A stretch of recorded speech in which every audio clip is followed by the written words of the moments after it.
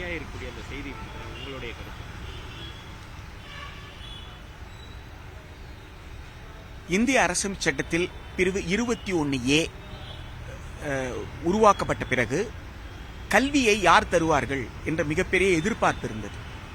அரசு கல்வியை கொடுக்கணும், அரசு தன் பொறுப்புல கல்வியை கொடுக்கணும், தன்னுடைய செலவுல கல்வியை கொடுக்கணும், மக்களுக்கு உரிமையாக அந்த கல்வியை கொடுக்கணும், கட்டணமில்லா கல்வி, அதுக்கு தானே நான் வரி கட்டுறேன் என்ற எதிர்பார்ப்பு மக்களிடம் இருந்தது.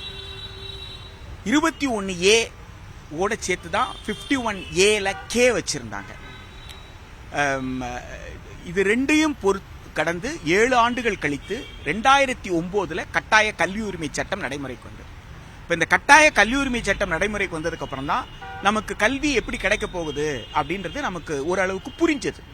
அந்த கல்வி உரிமை சட்டத்தின் மீது மிகப்பெரிய விமர்சனங்கள் இருந்தாலும் அந்த கல்வி உரிமை சட்டத்தில் எல்லோரும் கொண்டாடியது எதுன்னு கேட்டா 14 வயதுக்குட்பட்ட குழந்தைகளுக்கு, பிறப்பில இருந்து 14 வயதுக்குட்பட்ட அந்த குழந்தைகளுக்கு 6ல இருந்து 14 வரைக்கும் எடுத்துக்கிட்டு 6ல இருந்து 14 வயசு வரைக்கும், அதாவது 1ஆம் வகுப்புல இருந்து 8ஆம் வகுப்பு வரைக்கும் எந்த விதமான மன அழுத்தத்தையும் கொடுக்காம குழந்தை பருவத்தை குழந்தைகள் மகிழ்ச்சியோடு கொண்டாடக்கூடிய வகையில கல்வி முறை இருக்கணும்.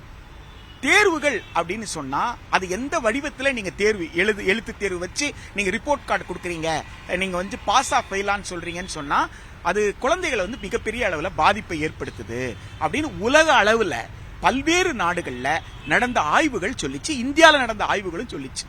இந்த ஆய்வுகள் எல்லாம் கருத்தில் எடுத்துக்கிட்டு தான் அந்த கல்வி உரிமை சட்டத்தின் மிக முக்கியமான கூறா என்ன இருந்ததுன்னா 8ஆம் வகுப்பு வரை இடைநிற்றல் இருக்கக்கூடாது, எந்த தேர்வும் இருக்கக்கூடாதுன்னு சொல்லியிருந்தாங்க.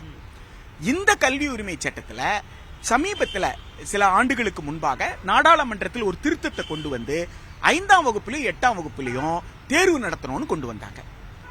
தேர்வு நடத்துவதும் மாணவர்களை அதே நிலையில கேட்கறதா அல்லது தேர்ச்சி கொடுத்து அனுப்புறதா. இப்ப மதிப்பெண் குறைந்தபட்ச மதிப்பெண் பெறலன்னு சொன்னா அந்த பிள்ளைகளை டீடைன் பண்ணணுமா, அதே வகுப்புல மீண்டும் ஒருவரை படிக்க வைக்கணுமா, அல்லது அடுத்த வகுப்புக்கு அனுப்பலாமான்றதை மாநிலங்கள் தீர்மானித்துக் கொள்ளட்டும் என்கின்ற வகையில் அந்த சட்ட திருத்தத்தை கொண்டு வந்தாங்க.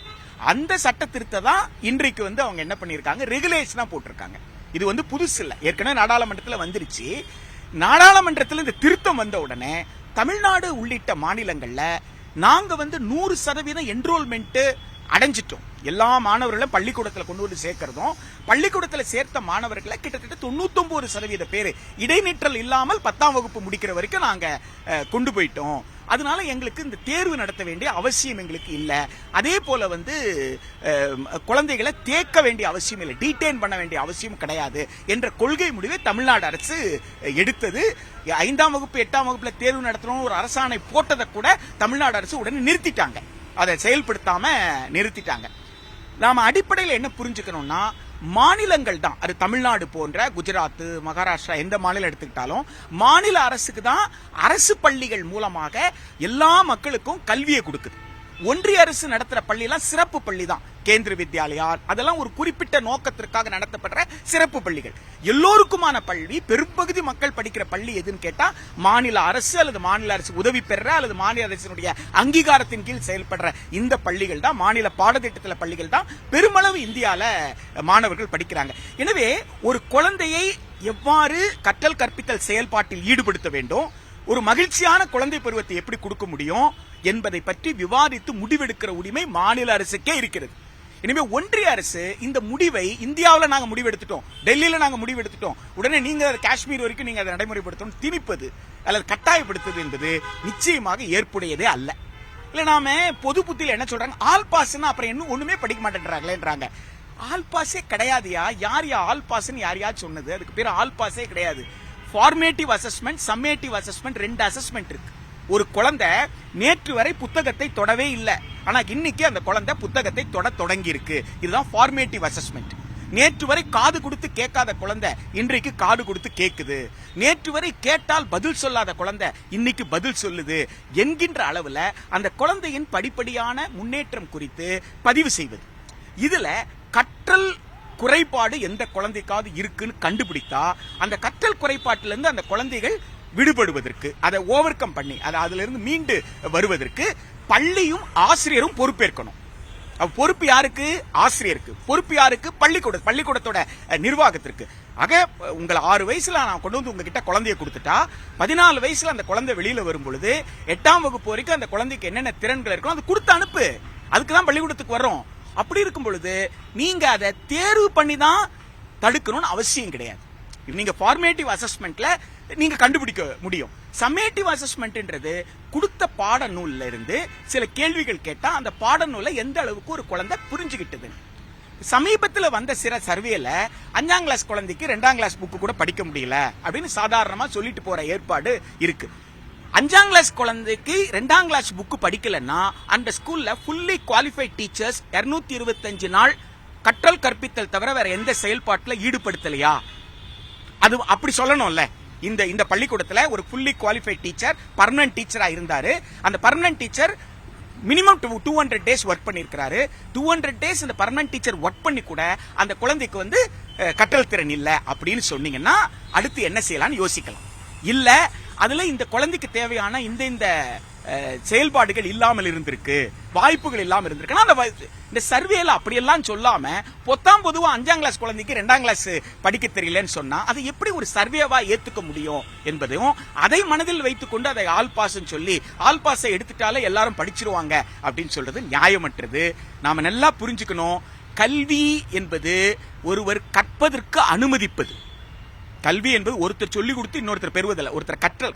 அப்போ கற்றல்ல சமமான கற்றல் வாய்ப்பு தான் இன்னைக்கு தேவை.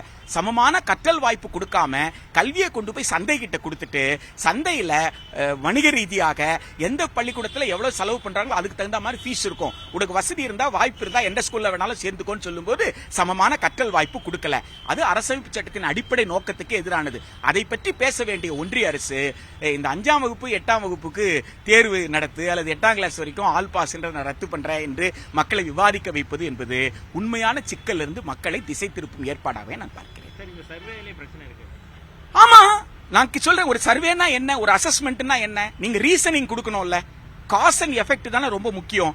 இந்த ரீசன் இவருக்கு வந்து படிக்க தெரியல, ஏன் படிக்க தெரியல? டீச்சர் இருந்தாரா? டீச்சர் எத்தனை மணி நேரம் இருந்தாரு? டீச்சருக்கு கற்றல் கற்பித்தல் செயல்பாடு மட்டும் வேலையா, வேற ஏதாவது வேலையா அப்படின்னு கேட்கணுமா வேணாமா? இதற்கெல்லாம் பதிலே இல்லையே. பதிலே இல்லாம நீங்க குழந்தைய எங்க வச்சு சர்வே எடுத்தீங்க? வீட்டுல வச்சு சர்வே எடுத்தீங்களா? எங்க வச்சு சர்வே எடுத்தீங்க? அந்த குழந்தையோட பள்ளிக்கூடத்துல சூழல் எப்படி இருந்து பாத்தீங்களா? சமூக சூழல் என்னன்னு பாத்தீங்களா? அந்த குழந்தைக்கான சப்போர்ட் சிஸ்டம் என்னன்னு பாத்தீங்களா? சப்போர்ட் சிஸ்டம் இருக்கிற குழந்தைக்கு படிக்க வரலையா? சப்போர்ட் சிஸ்டம் இல்லாத குழந்தைக்கு படிக்க வரலையா? எல்லா டீச்சரும் இருந்த ஸ்கூல்ல படிக்க வரலையா? எல்லா டீச்சரும் இல்லாத ஸ்கூல்ல படிக்க அப்படின்னு வித்தியாசப்படுத்தி காட்டினால் தானே அது உண்மையான ஒரு ஆய்வு நீங்க எடுத்துக்க முடியும். எனவே அந்த ஆய்வெல்லாம் எடுத்துக்கொண்டுதான் ஒன்றிய அரசு இப்படி முடிவு எடுத்து சொன்னா அது நியாயமற்றது.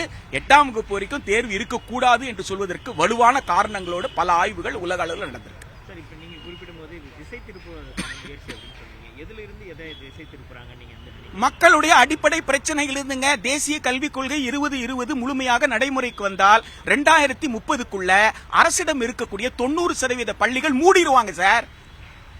அரசு கிட்ட வெறும் பிஎம் ஸ்ட்ரீம் சொல்லப்படுற மாதிரி பள்ளி மட்டும்தான் இருக்கும், அல்லது தகைசால் பள்ளி மட்டும்தான் இருக்கும். மற்ற ஸ்கூல்ல என்ன செய்வாங்கன்னா மர்ஜர் என்ற பேர்ல, மர்ஜர் இணைப்பு சார். இணைப்புனா 2 கட்டடத்தை கொண்டு போய் ஒட்ட போறீங்களா?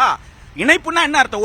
ஒரு பள்ளியை மூட போறீங்கன்னு இன்றைக்கு மாணவர்கள் குறைவுன்ட்டு ஒரு 4 பள்ளிக்கூடத்தை மூடிட்டீங்கன்னா இந்த ஸ்கூல்ல குறையும்ல. நீங்களே சொல்றீங்களா இது மாதிரி பள்ளிப்பா, இது பள்ளிப்பான்றீங்களா? அப்ப உங்க பிள்ளைய எங்க சேர்ப்பீங்க? அப்ப மாதிரி பள்ளியில சீட்டு கிடைக்கலாம் எங்க கொண்டு போய் சேர்ப்பீங்க? தனியார் பள்ளியில கொண்டு போய் சேர்ப்பீங்களா? அப்ப அரசு பள்ளியில யாரும் இருக்க மாட்டாங்க, மாணவர்கள். அப்ப அரசு பள்ளியில மாணவர்கள் இல்லாததுக்கு யார் காரணம்? ஒன்றிய அரசுடைய தேசிய கல்விக் கொள்கை 2020 அதை அப்படியே நடைமுறைப்படுத்துற மாநில அரசு. இந்த அரசு சமமான கற்றல் வாய்ப்பு கொடுக்காதனாலதான் மாணவர் எண்ணிக்கை குறைஞ்சதே தவிர மாணவர்கள் இன்றைய தேதி வரை கண்ணியமான குழந்தை பருவத்தை அரசு பள்ளியில மட்டுமே அனுபவிக்கிறாங்க. எந்தெந்த பெற்றோர்களுக்கெல்லாம் கண்ணியம் என்ற சொல்லுக்கு பொருள் புரிந்திருக்கோ, அது மிகப்பெரிய பணக்காரர்களாக, படித்தவர்களாக, மிகப்பெரிய பொறுப்புல இருக்கு யாரா இருக்கலாம், எந்த பெற்றோருக்கெல்லாம் கண்ணியம் என்றால் என்னன்ற அர்த்தம் தெரிஞ்சிருந்தா அந்த பெற்றோர் எல்லாம் தன் குழந்தைய அரசு பள்ளியில மட்டுமே சேர்க்கிறாங்க சார். எனவே அரசு பள்ளியை பெற்றோர்களும் நம்புகிறார்கள், மாணவர்களுக்கும் அங்கதான் பாதுகாப்புன்னு சொன்னா அந்த பள்ளிகளை மூடுகின்ற ஒரு சூழ்ச்சிகரமான திட்டத்தை பற்றி மக்கள் விவாதிக்காமல் அதிலிருந்து திசை திருப்பி இந்த ஆல் பாஸை பற்றி விவாதிக்க சொல்றதுதான் திசை திருப்புற வேலை.